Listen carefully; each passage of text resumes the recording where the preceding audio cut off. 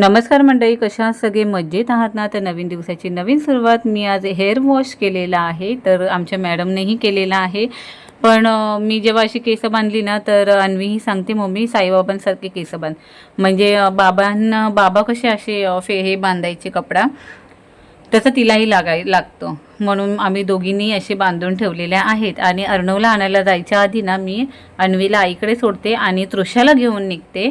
पण तृषाचं as usual नेहमी तेच चालतं, खूप रडत होती. आत्तूबरोबर जायचं आहे म्हणा, अशी माझ्या मागे मागे ती फिरवती. तर ते व्हिडिओ कॅप्चर केलेला आहे. मी जिथे जाईल ना तिथे ती मागेच लागलेली होती. आणि तिची आहे 12ची स्कूल. अर्णव सुटतो 12:20ला. त्याच्यामुळे मग अन्वीला खायला दिलं आणि मी निघाली तृषाला घेऊन अर्णवला आणायला. ते इथे मी तृषाला सोडली आणि अर्णवला आणायला गेलेली. साधारण 12-12:15 दरम्यान. ऊन किती असेल तुम्ही विचार करा, खूपच ऊन होतं. हे आहे प्रभाग समिती. मी ना जिथे झाडांची सावली पडेल ना, मी त्या साईडने जायचा प्रयत्न करत होती, कारण खूप बेकार होतं. मी स्कार्फला बांधून सुद्धा एवढं गरम होत होतं ना.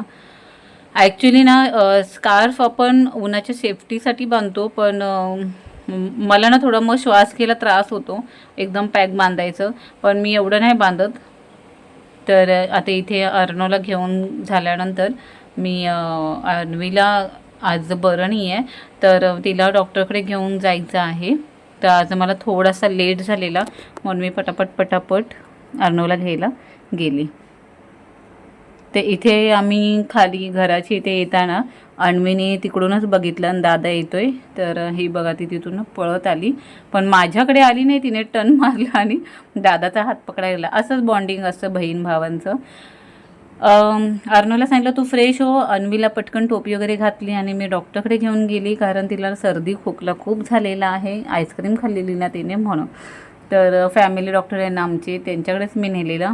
तर असं लिक्विड दिलेलं आहे त्यांनी. आणि घरी आली ना, आईला म्हटलं डॉक्टरकडून आलं ना तर खिचडी भात आणि पापड मस्तपैकी गरम गरम खाऊया. आणि त्या दिवशीची पालकची कतली केलेली ना, ती साधी सोपी पद्धत होती.